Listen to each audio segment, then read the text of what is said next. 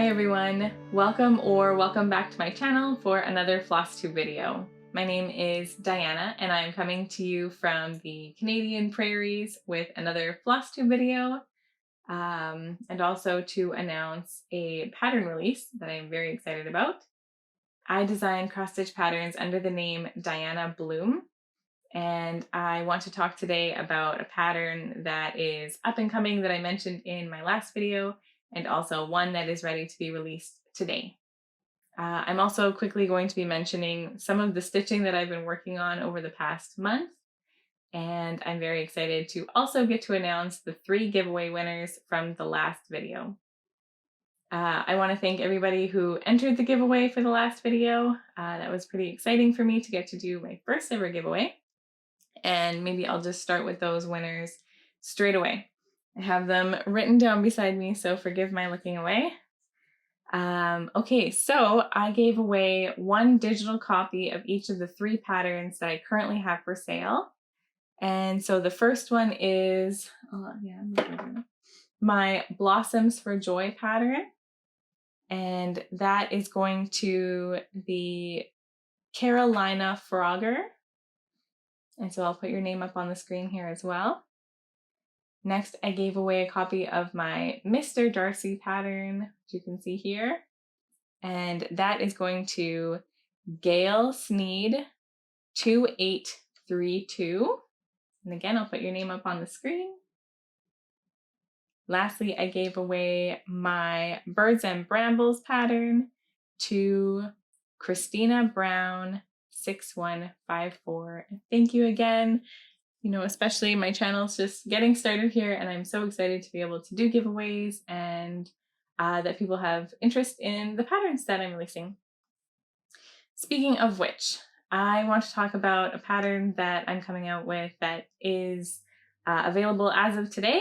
It's up in my Etsy shop, which will be linked below. And that pattern is called First Frost. I'll show you the digital render here. And so this pattern has kind of a funny origin, I think.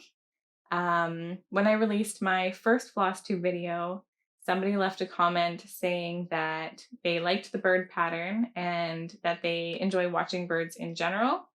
And specifically, I think it's pronounced a junco bird is their favorite. That was not something I'd ever heard of before, and I love to learn about the birds in my area. So I very quickly was excited to look up what that bird looked like.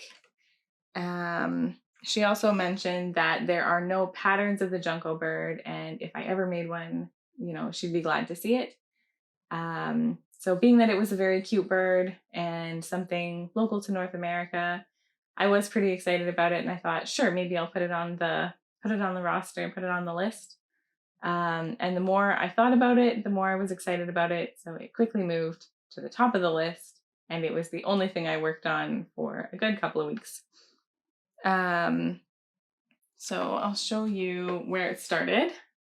I always start my patterns off with a whole lot of very small and scratchy thumbnail sketches, and then I end up doing kind of a more finished sketch. We'll see if the color even comes through on that one here. Maybe if I hold it up closer. There you go. And so that's where this one started. I did up this little drawing and then couldn't leave it alone. So I worked on charting it and picking out lots of different colors. And then kind of a funny story. Right when I was in the thick of like charting this on my kitchen counter while my kids are watching YouTube in the living room, trying to find like little stolen moments to work on it. You know, I went in with a snack to check on my kids and see how they were doing. And I went and I was snuggling them on the couch, and I looked over and I told my older daughter, like, wow, there's like 15 birds on the lawn right now. Like that's a lot of birds. And I was certain I had never seen a junco bird before in my life. I hope I'm pronouncing that right. But so me and my daughter go to look at the window, and we're trying not to scare them away. And I swear to you, it was this bird. So it was just the funniest thing seeing like more than a dozen of them all over the lawn and watching them. They do this funny thing where they're like scratching at the spruce cones and like pecking at them and throwing them around. It was very funny to watch. They were so super cute. And then getting to see them in real life versus just the reference images that I had, I ended up taking a bunch of like footage on my phone. And I ended up changing all of the colors that I had previously picked for the pattern. So that was really cool and kind of a fun twist of events. Yeah, it was really fun and exciting, and it was a fun part of the process for me. I'll show you the colors that I did go with. So there is a full DMC list, and then I also have it listed up in Roxy floss colors because I just really like their flosses.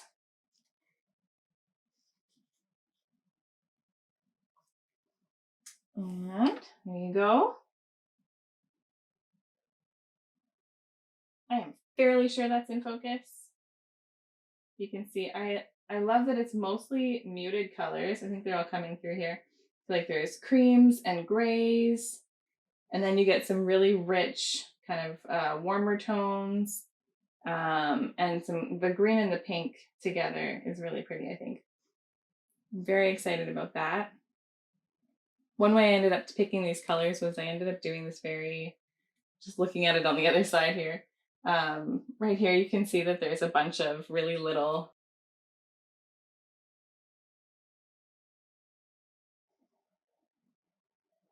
there you go, very odd geometric state like swatches all over it. And that was to make sure that the color showed up on the linen okay. And so that was kind of fun because I hadn't really done swatching quite like that before. It was a lot of like adding things in and going over top and pulling this out, and it felt like a very almost frenzied process this time around, which was really fun. Yes, and so this is kind of a smaller pattern. I don't remember exactly. I think it's like 128 by 128 stitches, but what I do remember is that it's only about 3,500 stitches altogether. So significantly smaller than the other patterns that I have out so far, which makes me excited to stitch it, which I didn't actually expect. I sort of thought that I'd rather a more stitch heavy piece because I usually like to just dig into something and keep going on it. Like I'm the kind of person that likes to knit with sock needles and sock yarn because I just want to keep going on the one thing. I find that more relaxing than starting new things all the time. But I think because all my other patterns are stitch heavy and I'm working on the models right now, I'm super excited for this one to just be like a quick fun stitch. It's so super cute. And I think that it suits this time of year really well. Like we're in that first frost season where you still get all the moody fall colors, but then in the mornings you can see like the hints of frost on the roof and stuff like that. So that's really fun. And actually I'm glad that we're still in first frost season and not true winter because where I live in the very middle of Canada, it's definitely a toss-up usually by the end of October. 2 years ago on Halloween, we had a blast. My daughter got to just wear a sweater under her costume. But last year it was so cold. I think it was at least minus 25. It might have even been a little bit colder degrees Celsius. It was very frosty, and she absolutely champed it out. She was 3.5, and she went until she could no more. But it was late by the time she was done. I was very proud of her, but this year I think she'll have an easier go, which is excellent. And I can remember being a kid and definitely trudging up the steps in the snow and the ice and trying not to like fall down the stairs, but you want to do all the houses, so you got to go quick, and it's mayhem when there's snow. So that is a whole thing. I guess next I'll talk about just my general stitching. Or no, I had wanted to talk about, in my last video, I mentioned that I have a pattern coming out soon called Swan Lace. It's a pretty pattern that has a really stitch heavy lace border. That's my stitch heavy patterns I'm talking about, but I think it's going to be so beautiful to stitch. I'm so excited for it. I'm very excited to be able to stitch it on this gorgeous gray linen. It's going to be from Roxy Floss Co. It's a very muted palette. I can't wait to have it on my wall when it's done. But right now the pattern itself is done, but I am still working with Hannah at Evertote, who they call the Floss Boss over there.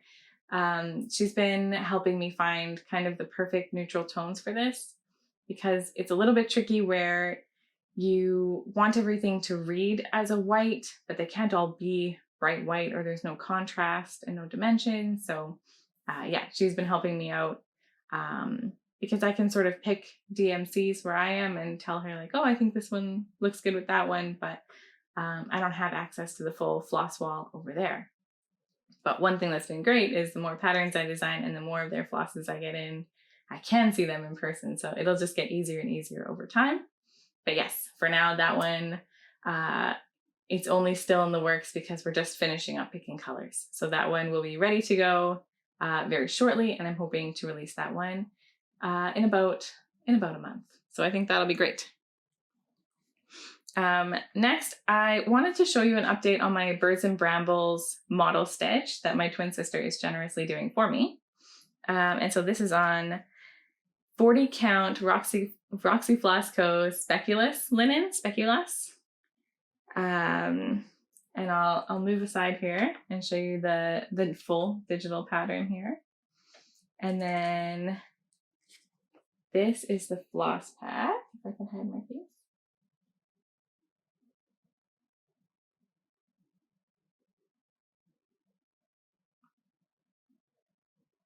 So hard for me to tell if this is in focus. Let me just put something behind it just in case. It's the worst when it doesn't focus. Ooh, and I can fan it out a bit. It's nice for me too, because I don't often see these colors because my sister has them. This has been fun. Hold that up one more time.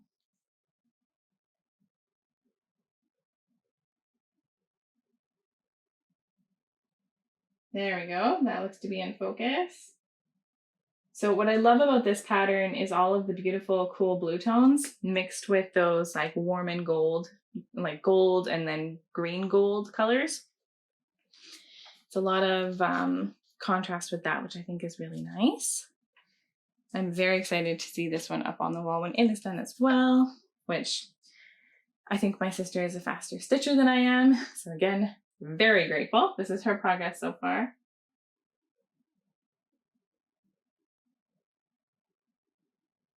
So don't be deceived, there's a lot of stitches in there. She is doing an awesome job, but you can see there's the leaves in the middle, and then she's got the two birds marked out and the little berries in the middle. I feel like you can see a lot more what the final colors are really gonna look like. So I'm super excited about that. I think that'll be good. I think I said super excited at least 3 times. So you know it's gotta be real. Next, I worked on my Mr. Darcy pattern, or Mr. Darcy model stitch, probably the most this month. Again, like I said, I like to just kind of dig into one thing. I don't want to change it up a lot. And I carry my project around the house with me while I watch my kids. Bath time is the best stitching time I get all day. So yeah, it's easy for me to just bring one thing and work on it. And it's very satisfying because the Mr. Darcy pattern, I had just the littlest start on it for the last video. I'll show you the colors quick. There's only 4. That's good. That's good.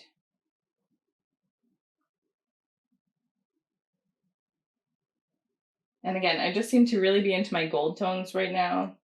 So super pretty. And then I like that murky green with it. I think it's called Mirkwood. It's such a good color. And here's how far I got.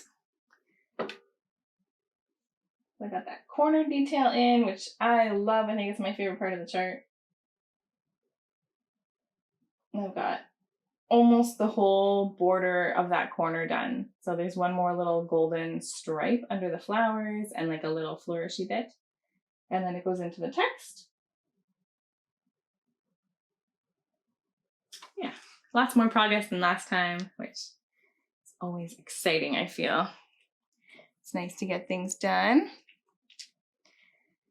Next, especially, you know, we really launched into fall this month. We're behind on every season this year. Summer was late and then fall was late. So we didn't really get fall till October, excuse me.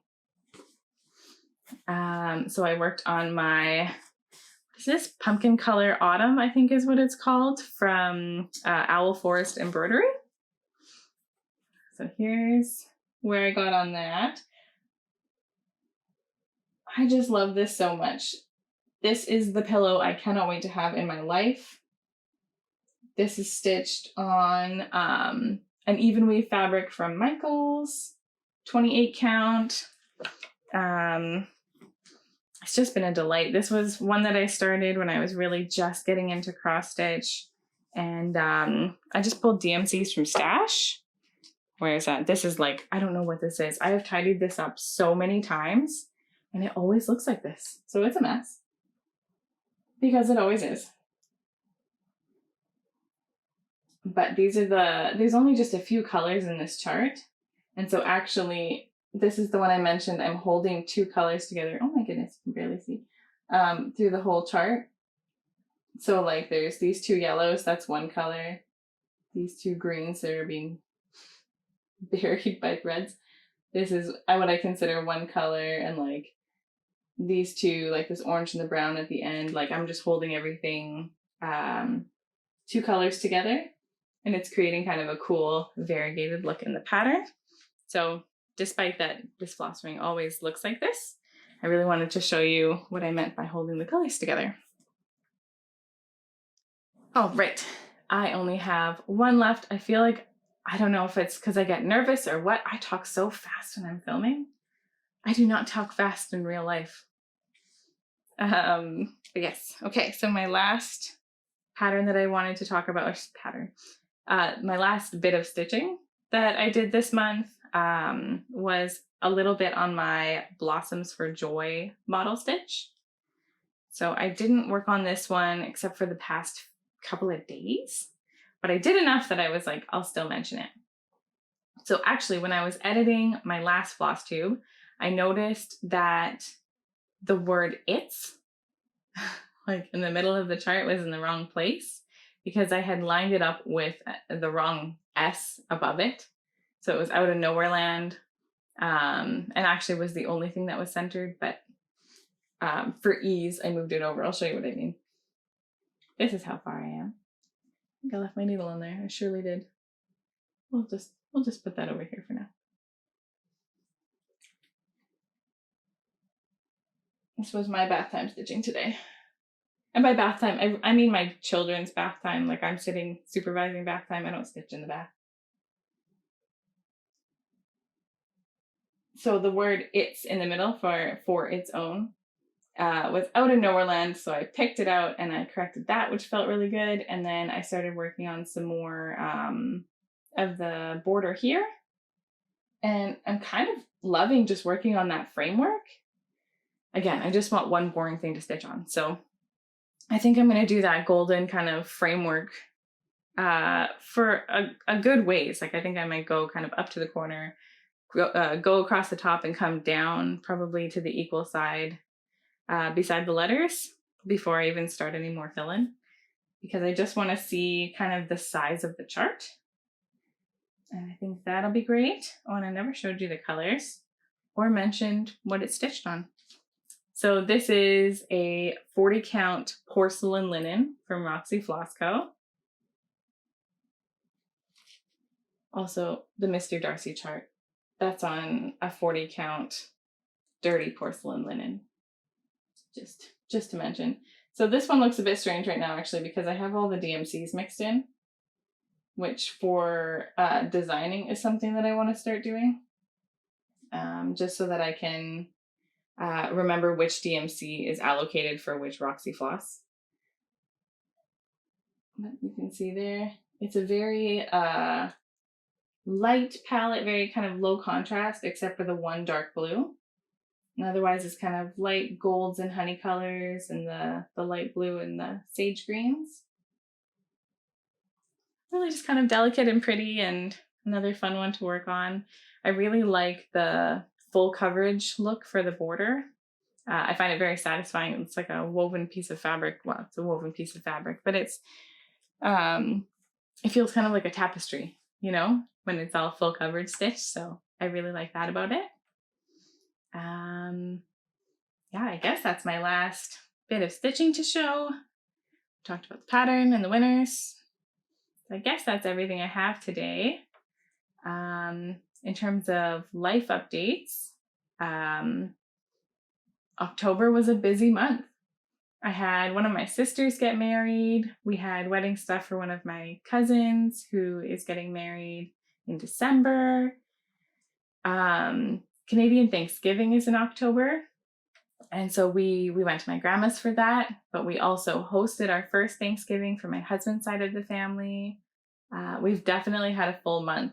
I put my oldest daughter in swimming for the first time, and that was twice a week. It felt like we were just like really going, but it was a good kind of marathon. And now usually I'm a little daunted by winter, but I think because the fall was so busy, and truly I feel like we've been saying like, it's okay, it'll slow down like next month, it'll slow down soon, since April. I'm kind of looking forward to winter, and I am just deciding it's going to be like a really slow, cozy winter this year. I would like more time for stitching, more time to just lie on the couch with the kids.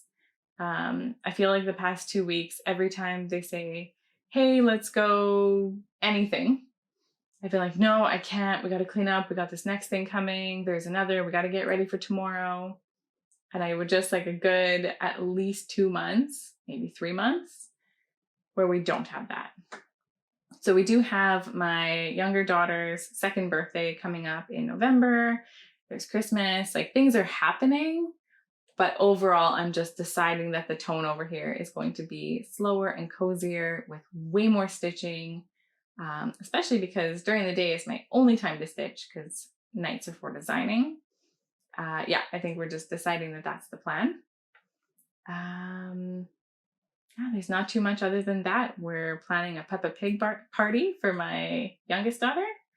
And it's going to be a cozy time. I'm happy that we kind of survived the fall and all the busyness, and we got to enjoy all of the things. And now I look forward to a cozy season. And I hope that you are all in a cozy season that is bright and cheerful, and that you get to work on your crafting and yeah, have everything that you need around you. And with that, I think I will wrap this up for today. Thank you for joining me for today and for staying with me till the end. I hope you have a wonderful, crafty day ahead of you. Thanks. See you next time. Bye.